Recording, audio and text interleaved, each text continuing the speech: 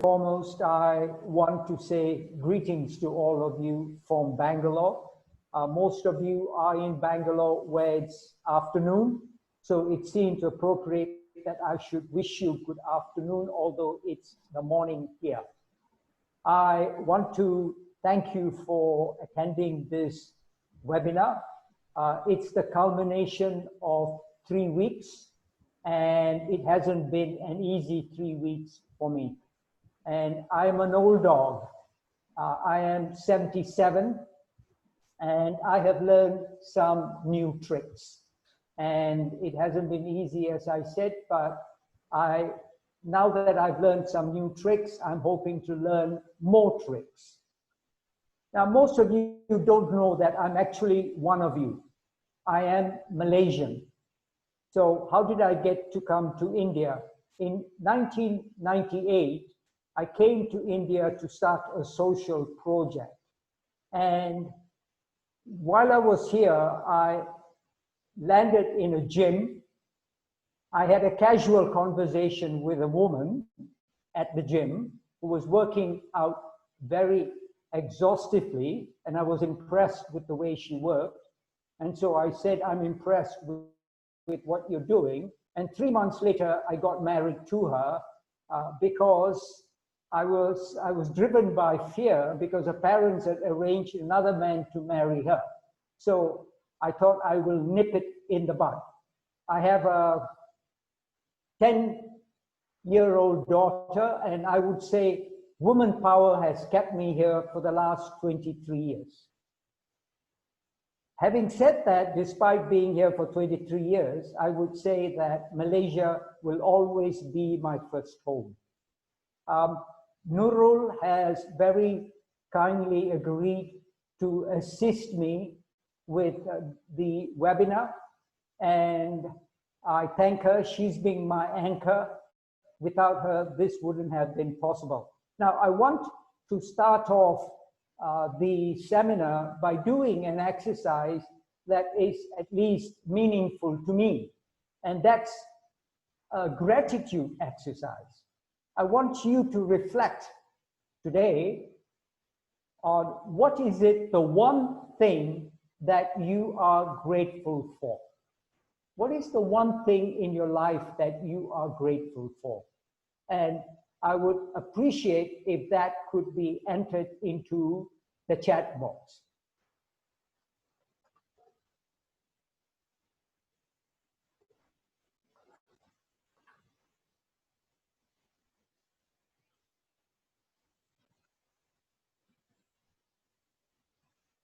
I see my spouse, my beautiful family. Someone says I'm alive. Family keeps coming up again and again. Spouse and children. Family once again. Another day to enjoy my life. I suppose that person, Nurul, is happy being alive. My conscience. That's an interesting one. That's an unusual one. Good, thank you. And I suppose through the act of gratitude, we end up looking at the glass half full rather than half empty. Yeah, half full rather empty. Thank you for doing that. Now, what I'd like to do is to share with you the slides that I have and work through those slides. So if you'll bear with me, I'll bring that up. And as you all already know, I'm going to be talking about the subject of employee engagement. Now, how did I come to talk about this particular subject? Some of you already know that I am an executive coach, and often executive coaching clients bring their challenges to me. And there are top 4 challenges that they bring to me. The first one is, how do they influence senior stakeholders, especially those stakeholders who are outside of their chain of command and from whom they require their support, their cooperation, information from them, and probably their compliance.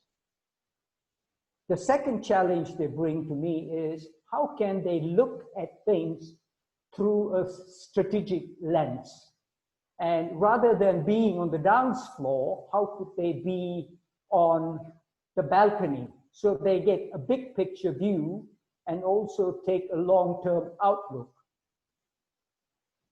The third challenge they bring to me is how can I exhibit executive presence? How can I have gravitas so that when I walk into a room and I open my mouth, people pay attention to me? And these days, executive presence is a critical success factor for executives wanting to move to senior positions. And last but not least is they bring the challenge of raising or scaling up employee engagement.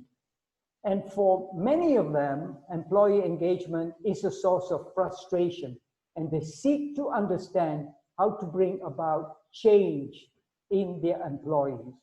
Now, I believe if it's a source of frustration for my clients, I'm assuming that it's a source of frustration for many managers out there. So today I'm going to share my learnings during many of the coaching journeys I've had. And having been through these coaching journeys with many of my clients, I would say that I am a strong proponent or advocate of employee engagement to bring the right kind of organizational results.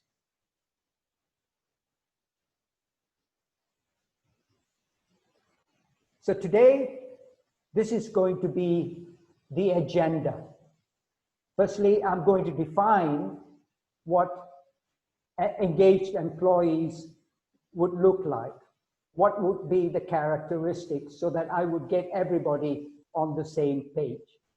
Secondly, why has employee engagement become a strategic objective?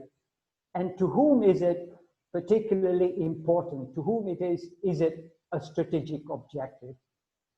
Thirdly, I should look at what is the one thing, in my opinion, that is essential for employee engagement to occur. And then I shall move on to looking at some very simple strategies to achieve employee engagement in organizations. I'm not going to articulate any rocket science approaches. Some of these simple strategies are so obvious, and yet usually the obvious evades us.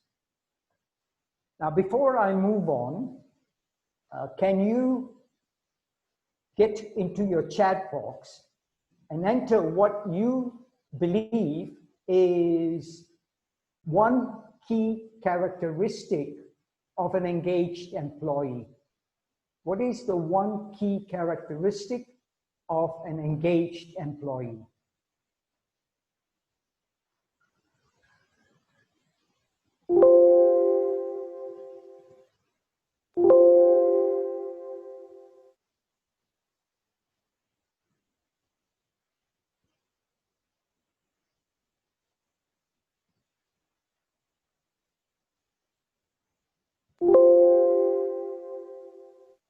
Going the extra mile, happy to come to work, uncomplaining, honesty, passion, and coming up, no doubt, with new ideas. I see Suganti coming up with new ideas. Kenny speaks about passion. Asohan is yoga, speaks about understanding his role, keen to see the organization improve. From Stella. All right. Thank you. Now, what I'd like to do is to share with you, as you can see on this particular slide, two key characteristics of a really engaged employee. Firstly, the employee is psychologically committed to the organization. And this psychological commitment stems from the from him or her being very satisfied with the relationship he has with the organization, or should I say, with some key people in the organization who matters to her. Psychological commitment implies that the individual is loyal to the organization and almost always thinks of the organization. The second trait, which is exercising discretionary effort, is emblematic, if not symbolic, of what employee engagement is. Often in circles that are discussing employee engagement, it's discretionary effort that comes out far more often than anything else. So what does it mean? It means that the employee is exercising voluntary or optional effort. He goes beyond the call of duty. He gets out of his comfort zone. He stretches himself. He's excited to learn new things. And such employees truly love what they're doing. It reminds me of a client back in Kuala Lumpur who currently works with the bank, and he hails from Teluk Intan. And he is the son of a rubber tapper, and he has come a very long way. Now, he exemplifies these two traits, being psychologically committed to the organization, and he exercises discretionary effort. Each day, when he gets into his car and drives off home, he thinks of this question: what value have I added today to the organization? What difference have I made? And if he is not satisfied that he has made a difference, he's likely to stretch himself the following day. And that is a very important value that is exhibited through his behavior. And because his employees stand in his shadow, they too have internalized this particular value. Now imagine that if 90% of an organization are truly engaged when they come to work and they possess these two traits. I think you would agree that this would be a phenomenal organization. And by the way, it is achievable, and there are organizations out there who would achieve that. And many C-suite executives, CFOs, CSOs, etc., believe that this is possible.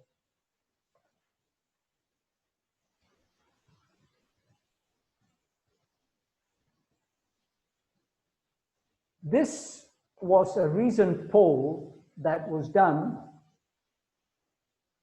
by, I think it was Gallup that does these kinds of polls, and I might be mistaken here. And this poll was done among C-suite executives. And they were asked this question: what would be the topmost critical success factors you believe that would be good for the organization? And they came up with this list of critical success factors. And as you can see, employee engagement is third down from the top, right? And it is on par with executive leadership. And furthermore, it is ahead, and you might think this is somewhat strange, it is ahead of productivity, quality improvement, and innovation. What this means is that it's not that productivity is unimportant, quality is unimportant, and so on, but what it means is if we focus on employee engagement, then the outcome would be productivity, quality improvement, and it would be innovation. Now, why do C-suite executives, well, I've already stated the importance of employee engagement, and this is why C-suite executives believe that employee engagement is highly critical. And they are aware of the correlation between employee engagement and organizational results. So as we can see here, from organizations which have achieved high levels of employee engagement, the benefits are quite considerable. Firstly, you have retention of talent. And while you are retaining talent, you're also attracting talent to the organization through word of mouth. Secondly, as you all know, employees who are highly engaged are high-performing employees. And inevitably, what this means is that there would be greater productivity and higher customer satisfaction. And it leads, of course, to the bottom line. Now, in this instance of certain companies that have achieved, as I said, high levels of employee engagement, you get a whopping 48% increase in profitability. I'd like to do an exercise with you, and I'm going to put up a Jamboard, and let me first and foremost put up the Jamboard, and let me do that. You give me a moment.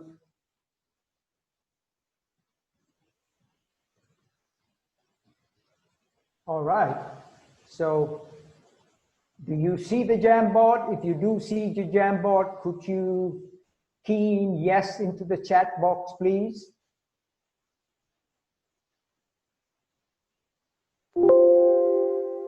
Thank you, thank you. So I'd like you to do an exercise for me, and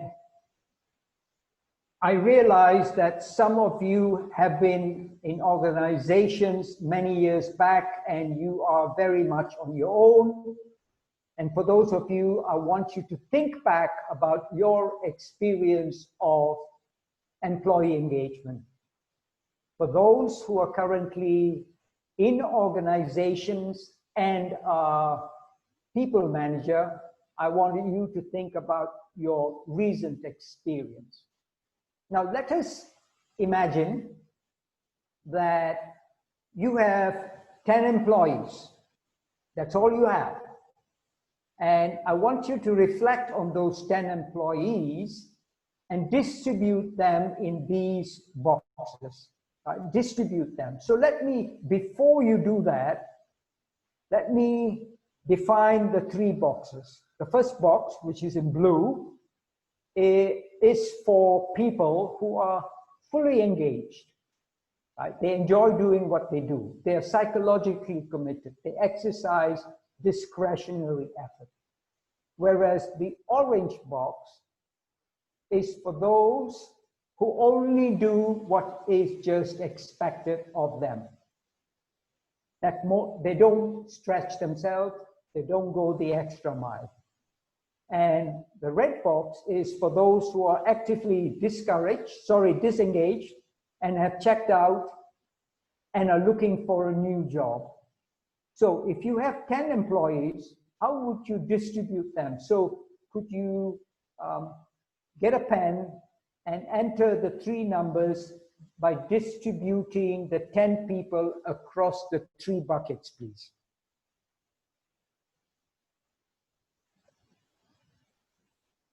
Santa, do you want them to annotate directly, or yeah, I have actually shared the Jamboard link on chat, so you guys, so learners, you can go there by clicking the link on the chat.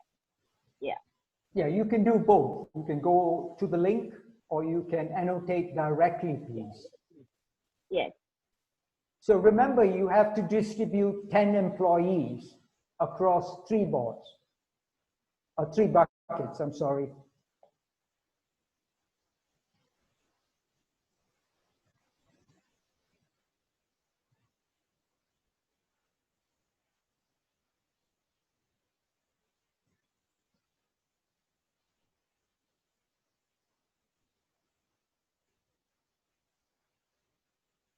So I'm going to give you another 20 seconds to do this exercise. I would appreciate if you could do that, please.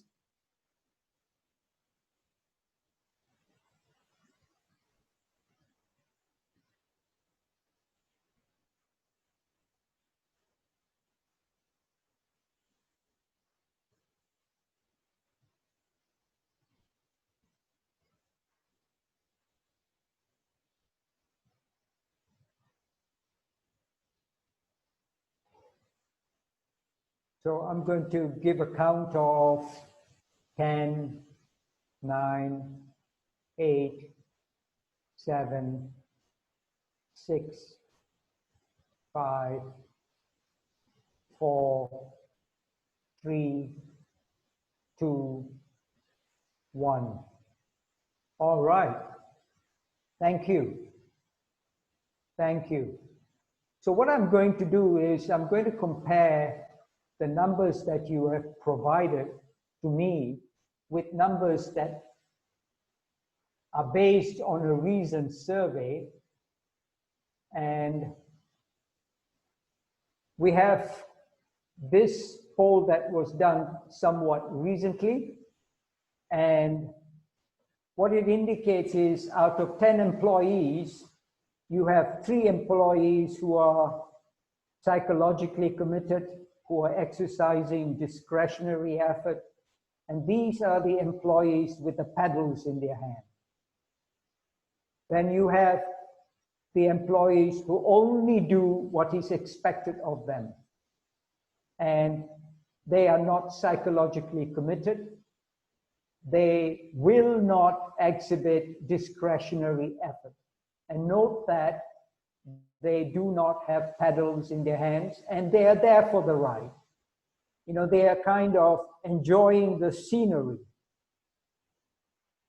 And finally, you have 2 employees who are trying to sink the boat. And these are likely to leave their jobs, if not get fired. Now, these guys are psychologically absent, and they are unhappy, and they are toxic, and they share their unhappiness with other employees. In this depiction, 71% of employees are not engaged.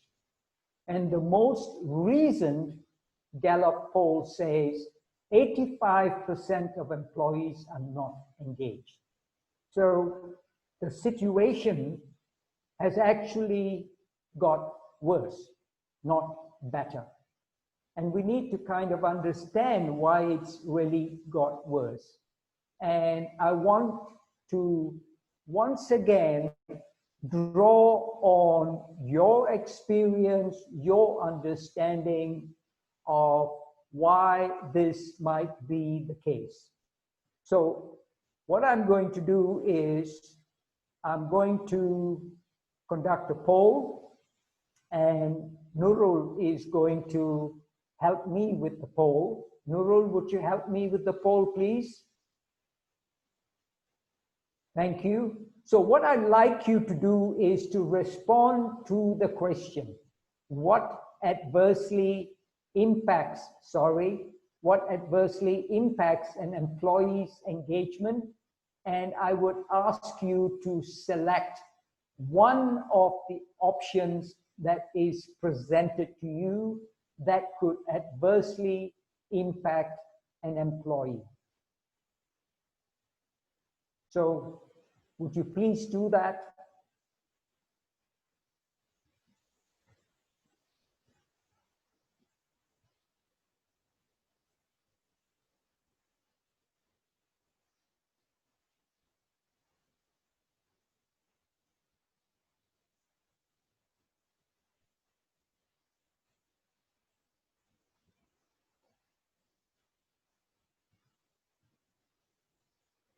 So what do we have? We have 5, 7, 16 responses. Good, so they increase to 17, 18. We're getting there. Okay, I'm going to close the poll in 10 seconds. At 10, there are 5 more people who have not voted. Would you kindly vote? Or have you chosen not to vote? Or are you unsure? So I'm going to close it. 9, 8, 7, 6, 5, 4, 3, 2, 1.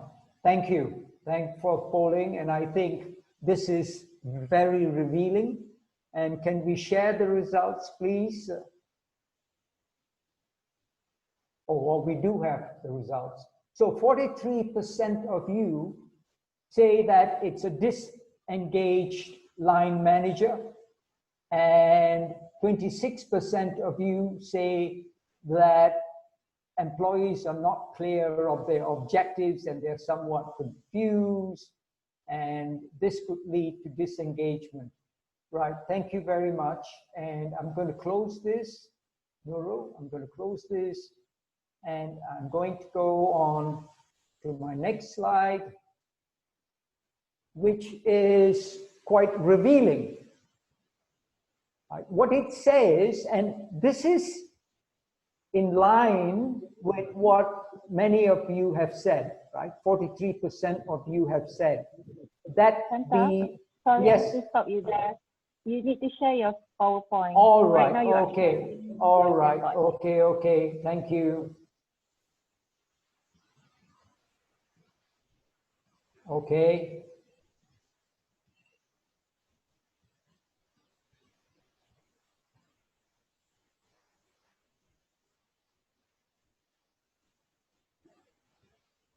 You get that? Is it okay, Nurul? Awesome. Good, Shanta, I can see. Thanks. All right, thank you. So this is very much in line with what the feedback that many of you gave.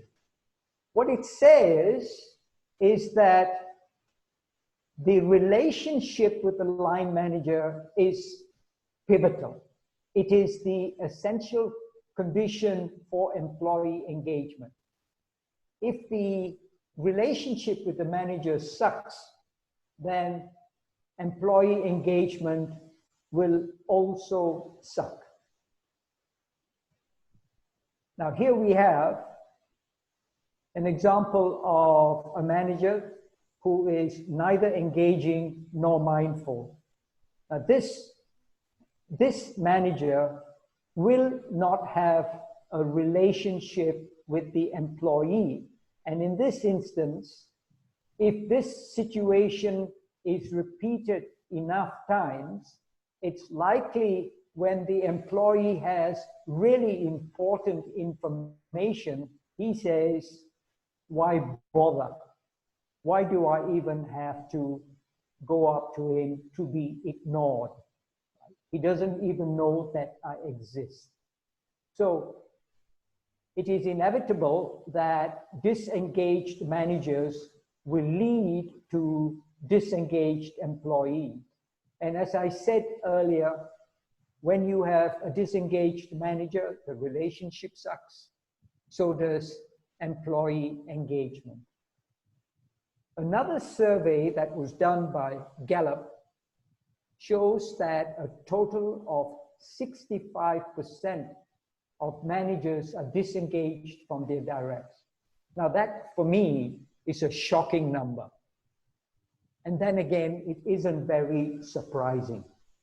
And by the way, this 65% is somewhat in line with the 71% of employees who are disengaged in their board.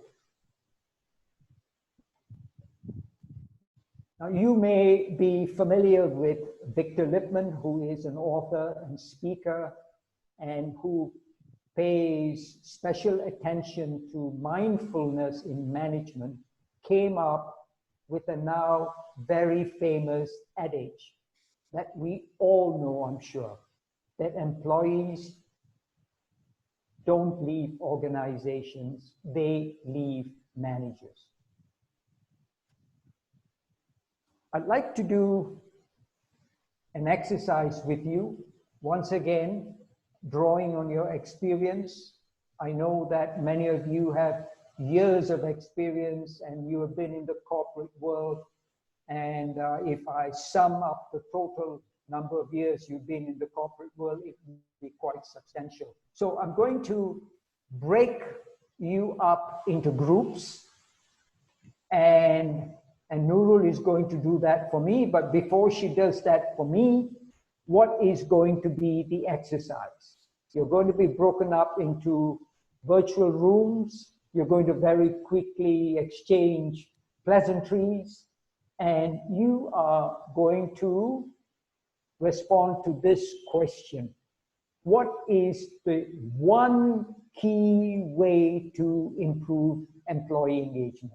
So each group will have to deliberate on one key way to improve employee engagement, and you will be given 3 minutes to do this exercise. And during the 3 minutes, you will appoint one individual to present your group's finding when you come back to the larger room.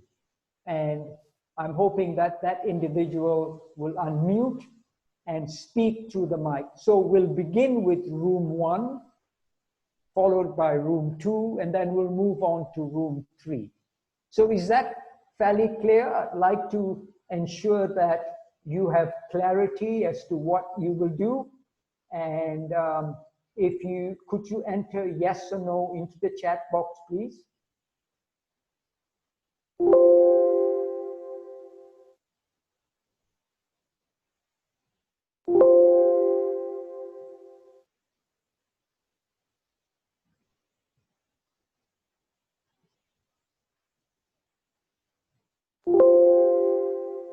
Good.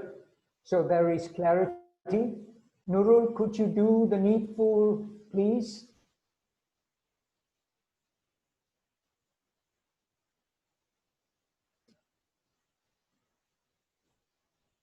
Okay, I'm ready to send everyone to the breakout room now.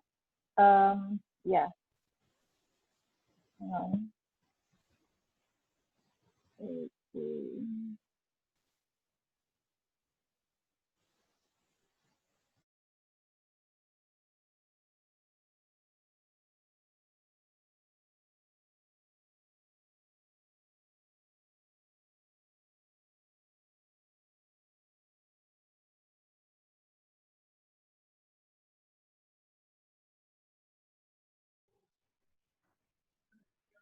Hello.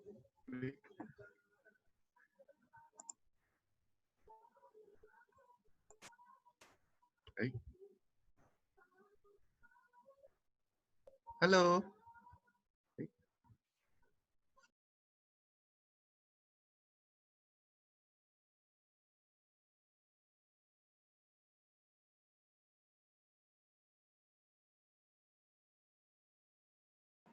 Nurul, your baby is so cute. Thank you, that is my nephew. Oh, your nephew, okay. Male. Thanks. Okay, just now I realized masa masuk breakup group, some of them came late. So is it because tak click or what? Yes, I tried. What I did was automatic assign to the room, but I think some people, some participants may not click the accept button, so dia tak masuk. Oh, Yeah. because I didn't accept, I automatically masuk. Yeah, Yeah. supposedly semua orang automatic. In my situation, Nurul, it was not your fault. You see, what happened is, I think you have assigned, the time you assigned, I was kicked out from Zoom because of my unstable network. Oh, okay. That's why I dipinggirkan. Wow. Kesian. Strong word, dipinggirkan. Dipinggirkan. All right, I think Okay. saya needs to continue. All right. Let me Santa, you can Dipinggirkan unmute atau yourself disingkirkan. and take over. So would room 1, hold on a moment. All right. Can you hear me? Yes, you Yes. can. Right. Yes. Yeah. So would room one please speak up? Who was the point person there to speak up, please? Could you share? Okay, I was asked to do that. Uh, Mr. Santa, what we discussed actually, we used that again going back to the Buckingham's Marcus Buckingham's work when he was at Gallup. So he said the number one way that we can get people engaged is that you manage our employees, all right, as who they are rather than who we want them to be. So that means we have to bring in their strength to the play. And even when we are having a higher challenge, when they are playing by their strength, that's where the flow moment will happen. And if they know that they are contributing and they know that they are actually making a difference and they are growing and they will be getting more engaged with the organizations, and the chances are they will be staying with us longer. So All manage right. them as who they are. All right. Manage who they are rather than attempting to, I suppose Buckingham speaks about focusing on their strengths rather Exactly. than, yeah, That's right. what he's saying, that our job is not to put in what is left out. Our All job is right. to draw out what left in. All right. Bring the best Okay. out of them. Okay, sir. So who's the speaker person from room 2? Kenny, we are room 2, right? That will be Dr. Kenny. Dr. Kenny. Sorry. I was dreaming, you know. Too much of Okay. grass on a Saturday morning. Too much of grass. Yeah. Okay, in room 2, we jointly and severally decided that the one word would be valued, that an employee should be valued. And the two antecedents of valued is an employee should be empowered in his work, and an employee should be recognized for his contribution. So anyone who is empowered and recognized would naturally feel valued. And when that happens, you've got buy-in. And then All you've right. got productive people. All right. That's our contribution. All right. Now that's a wonderful one. Okay. And you will see how that comes up later on. Okay. Number 3, room number 3.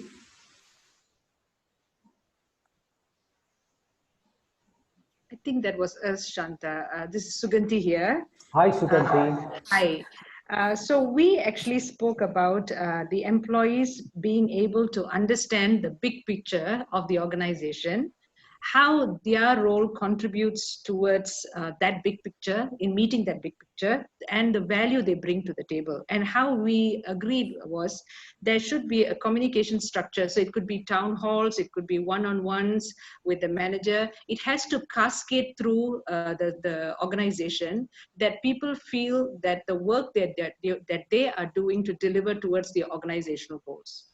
The second piece was, we talked about the culture. So the fact that if an organization is open and it has integrity and value for people, and you feel like you can walk up to a head of department and speak and share your ideas or challenge an idea, then that gives the employee a sense of being able to contribute towards the end-to-end ecosystem in that organization. So we talked, so mainly it was understanding their role, using communications, and then obviously bringing in the culture aspect. All right. Okay. And the culture aspect will allow them to challenge the status quo, right? Wherever the status quo might be. Okay. And Yes. I think there is room number 4. Would room number 4 share their findings, please? The one key way to improve employee engagement.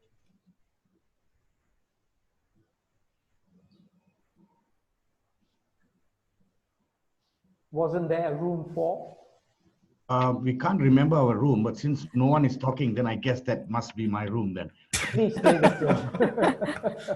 Okay, so okay, Santa, what we have, I'm just going to, we listed about 12 things. So rather than explaining the 12, I think they are quite self-explanatory. I'm just going to list them down as bullets, yeah? So number one. Davidson, would I urge you to pick up the number 1 priority of the 12, please, because of the scope of time that we have, which would be the most important one for your group, Davidson? Okay, so we did not prioritize them as the most important. So I will just mention 3 items without explaining it. Yeah. Okay. So employees want openness and transparency, direction and goals from the management. They want a positive work environment, and they want involvement and succession planning, which gives them flexibility to make their own decisions in how they want to work and to achieve the results. All right. Thank you for that sharing, Davidson. Thank you so much. And the final room, room 5. Could we have someone from room 5, please? I'm assuming there was a room 5, Nurul.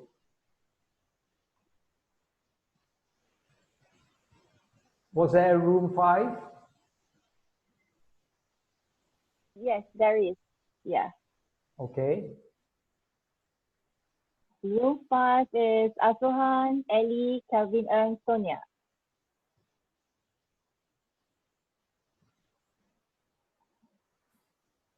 Ellie, do you want to say what you mentioned in the room? I think you are the only one that gives your opinion before the time is up. They were not engaged. Yeah, I'm running out of time quite dramatically.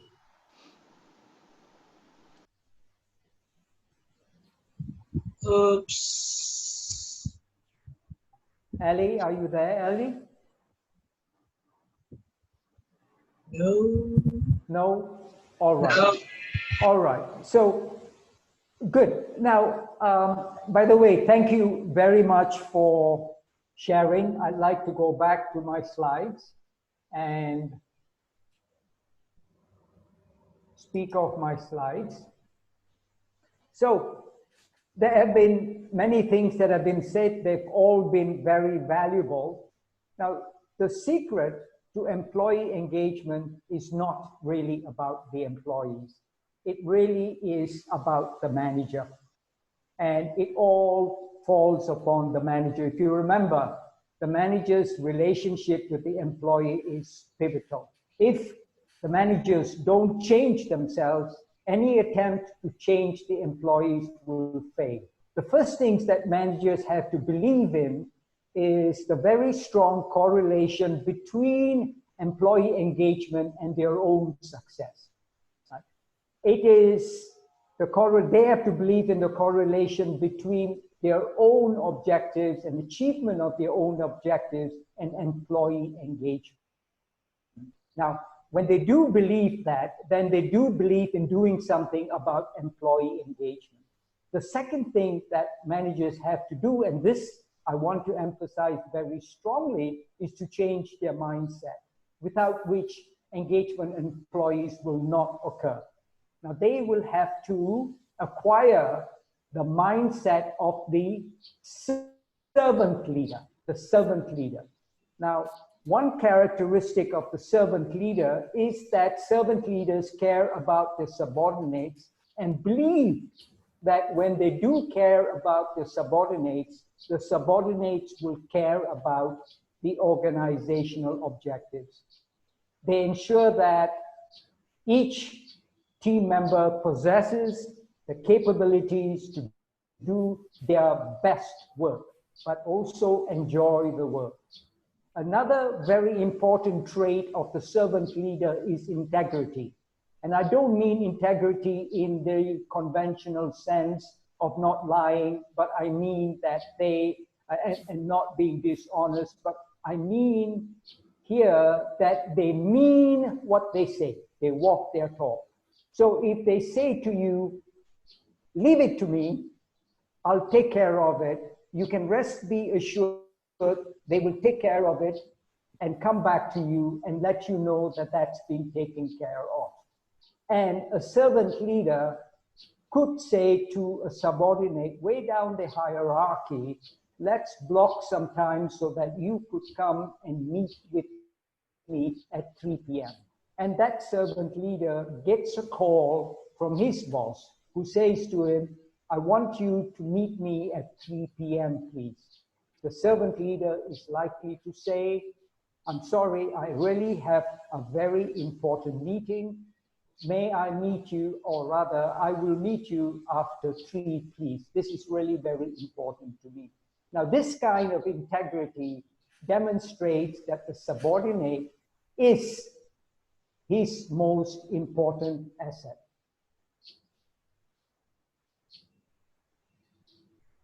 Now, Richard Branson is such a servant leader.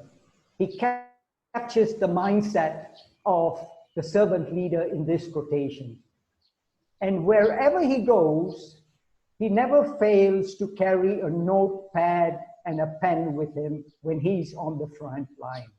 And when he speaks to somebody on the front line, he pulls out his notepad and pen, listens intently, takes copious notes, and if there is any action item, that is noted. And when he gets back into the office, he speaks to one of many personal assistants to ensure such actions are carried out or implemented. He has this philosophy, and his philosophy is, if you put staff first, your customer second, and stakeholders third, effectively, in the end, the shareholders do well, the customers do better, and staff are happy. Doug Conant is a remarkable man who taught me what MBA school did not. He is a courageous man. He took over the helm of Campbell's Soup in 2001. And at that point in time, or even prior to that, when he took it over, the stocks had been falling. And it was once at the pinnacle of the food processing industry. And when he took it over, it was at the bottom. And when he left in 2012, Campbell once again became the top performer. And employee engagement was his strategic objective. And I want to say no more, but what I want you to listen is what Doug Conant says about employee engagement.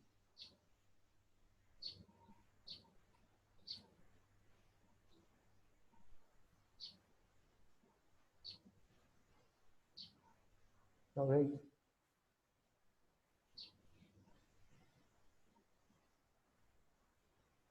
Santa, I think you need to stop and share again, this time with voice.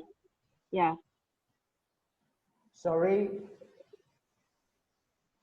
You need to share again, but this time enable the audio. All right, all right. Give me a second, please.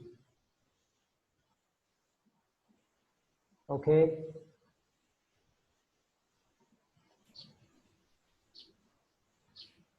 Give me a moment.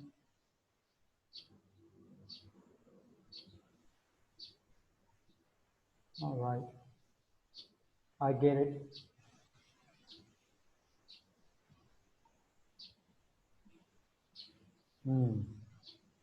Sorry, there's a glitch here.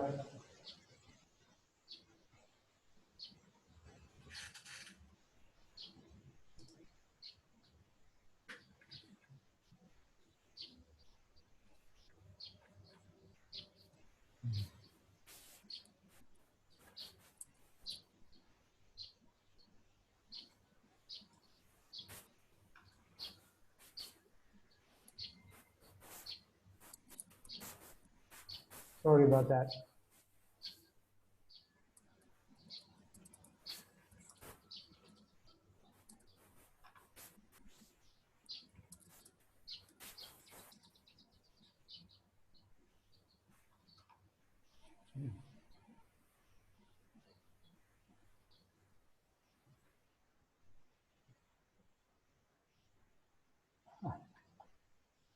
Now this isn't working, is it?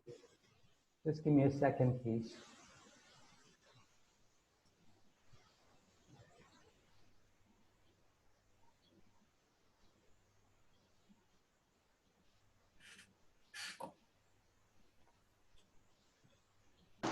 Mr. Santa, the link is already in our chat book, so we can watch it direct from the source. So All right. it's okay. I Please, think please we'll could do you it there. that? Thank Yeah. you. Thank you.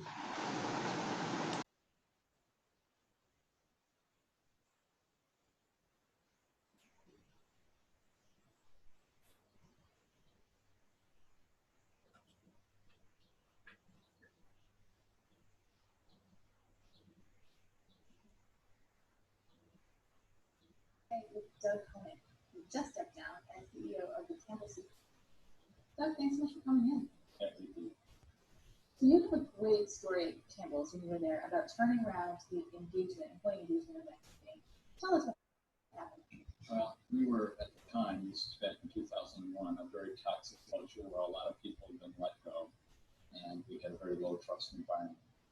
When I first started, it was for every 2 people we had actively engaged in our company, we had 1 person who was for a job.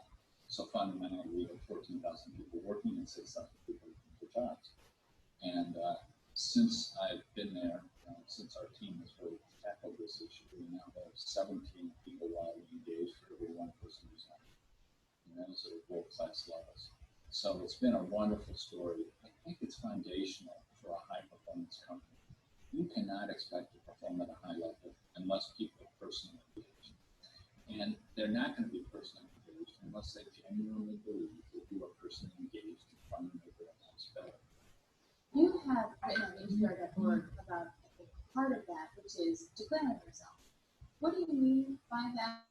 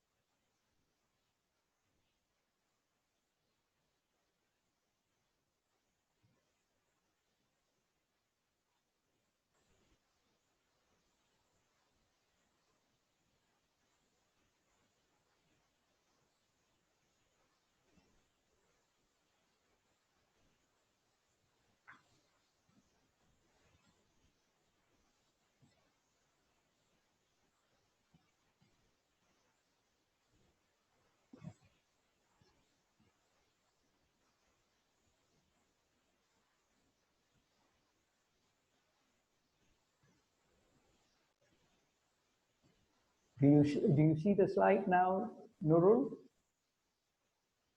Yes, yes. Okay, thank you.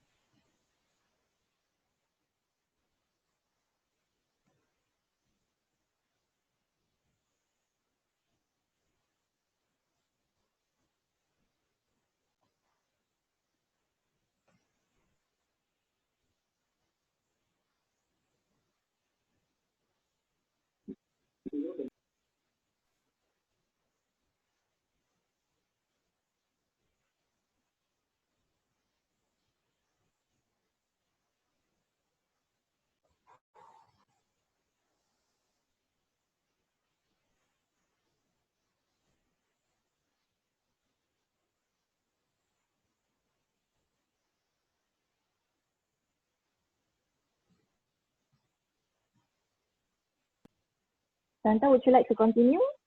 Sure, thank you.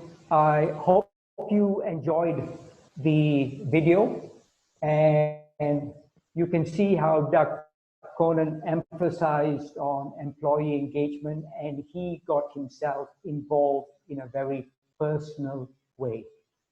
Now, one of the things that an employee, sorry, a servant leader does is he focuses on the needs of a team and helps them satisfy what would be the reasonable ones. Now, it's logical to say that if I was a servant leader, before I can satisfy what those needs are, I need to understand them. And before I can understand those needs, I need to ask of the person some insightful questions. And as that particular person responds to those questions, I have to pay very good attention to that individual by actively listening, but not just listening with my ears, but also listening with my eyes, and listening with my head, and listening with my heart. And when I do that kind of active listening, I am totally focused on that particular person. And at that point in time, I am giving a portion of my life to the employee that I'll not get back. We all would not disagree that time is the most precious commodity of managers and executives. People like Doug Conan and Richard Branson commit a portion of their lives to their people each day. So it's really important that line managers also adopt this kind of mindset. Now, I've come up with a process that I call conversational leadership.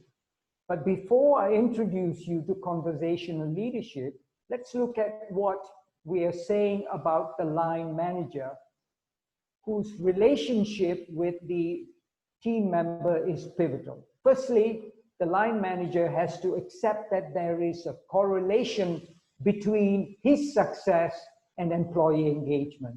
Secondly, he has to accept that his relationship with his directs is pivotal for employee engagement. Thirdly, he has to be the kind of mindful and engaging manager, because on the basis of his engagement with his employees, he builds up relationships. And he gives a portion of his life to his subordinates every time he pays attention to his subordinates during those engagements. So he has to cultivate the mindset of the servant leader who shows that he cares. And when he cares, his subordinate will care for him and the business. Now, I've said I've come up with this particular process, and I introduce this process to my coaching clients. And they use this particular process to engage with his subordinates and achieve everything that I have just mentioned. And this process, for this process, I give credit to my coaching clients. And by the way, this is not the only way you build employee engagement, but this is one of many ways, but conversational leadership is an effective way. The process urges managers to engage with their subordinates at least once a month and have a conversation in which he understands the subordinate but leaves his own agenda somewhere else locked up. So he pays attention to the employee during these conversations. And if you will recall from the video, Doug Conan speaks about paying attention. One other thing Doug Conan said was, you do have to declare yourself. So when you have such a conversation, you declare yourself before the conversation. You say to the individual, I don't really understand you well enough. I think it's really important for me to understand your needs, your wants, and your preferences. I consider you to be my most important asset. So this is why I think these kinds of conversations are important. I want to use these conversations to dive deep into you. And he will ask questions that no one else will have ever asked of the subordinate. And my point of view is the manager will never have asked this kind of question before. So let me give you an example of the kind of questions I would urge a manager to ask of his subordinate. Just think of these questions. What brings you to work on a regular basis? What brings you to work? Think about it. Has this ever been asked? What needs of yours are not being met by coming to work? What gives you dissatisfaction at work? What are your pain points? What keeps you awake at night?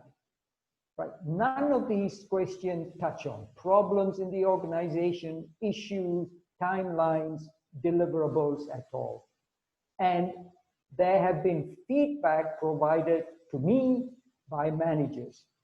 And one feedback that was provided was the feedback that came to her from one of her employees. And the employee said to her, the 1 hour you spend with me today, and this was the very first session, by the way, is more than the quality time all my line managers have spent with me put together previously. So when this process is sustained, at least I'm convinced that the manager will win the hearts and minds of the employee. But the big challenge is for the manager to be disciplined and consistent. So for organizations who have made these conversations a performance objective, or should I say, managers in certain cases have made this important for them, and the organization had created KPIs. So I would say KPIs affect the pocket, and when it affects the pocket, it's likely to happen. And if you recall, Conan was disciplined and consistent, and it paid off.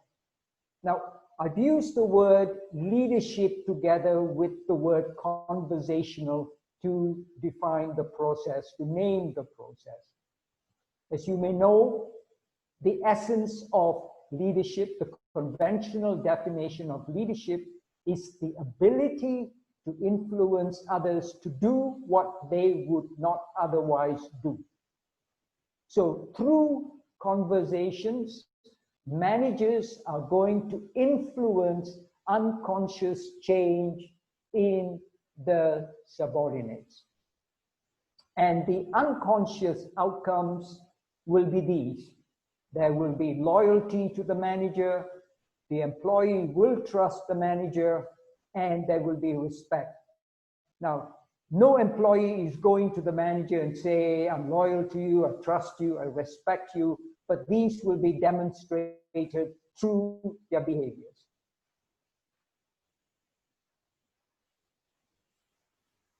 Employee engagement, I believe, is the magic dust that will yield super business results for the manager and the organization. The organization gets the results, the employees are happy. I'm reminded of the man who is locked in a cage, and he doesn't realize that whilst he wants to get out of the cage, that the key to the lock is in his pocket. So it is my view that the key to employee engagement is in the pocket of every manager. So I believe that I have gone way beyond the time that was allocated. I have come to the end of this webinar, and you can't imagine how relieved I am. And I thank you for being present and accompanying me on this 1 hour and 15-minute journey. Thank you so much. Thank you, Shanta. That was very insightful. Thank you. Thank you, Mrs. Yes, Santa. It was good. Awesome. It was great. Thank you, Santa. Thank you, Shanta. Thank you. You're Thank Bye. you very very much. welcome. Thank you, Mr. Shanta. That was great sharing. Thank you. Thank Thank you, you. Mr. Shanta. Fantastic. Very Thank- good. Thank you. Thank you, Stella. Thank you, everybody. See you soon. Thank you, Thank you. Yoga. Thank you, coach. Thank you. Kelvin, thank you for your help. Suganti, everybody, thank you so much. Davidson, Thank you. Bharat, Thanks, Mr. Shanta. yeah. Thank you so much. Davison, Bye-bye. thanks for speaking up just now. Appreciate it. Catch up with you. All right, thank you. Have your lunch. I think you guys are all have to have lunch. Yes. Thank you. Bye. Thank you. Shanta, I need to have lunch and then prepare for my next session. I know, I shall be there. Bye. You have. Bye-bye. Take Bye. care. Siva, you're gonna do great. Don't worry. Yes. This is Siva. After listening to Shanta Kumar, Suganti, and everybody this morning, my adrenaline is very high. I've No, not had my lunch. I'm going to have my lunch and let's see how it goes. Anyway. You will do great. This Yes. is Siva. We'll be there with you.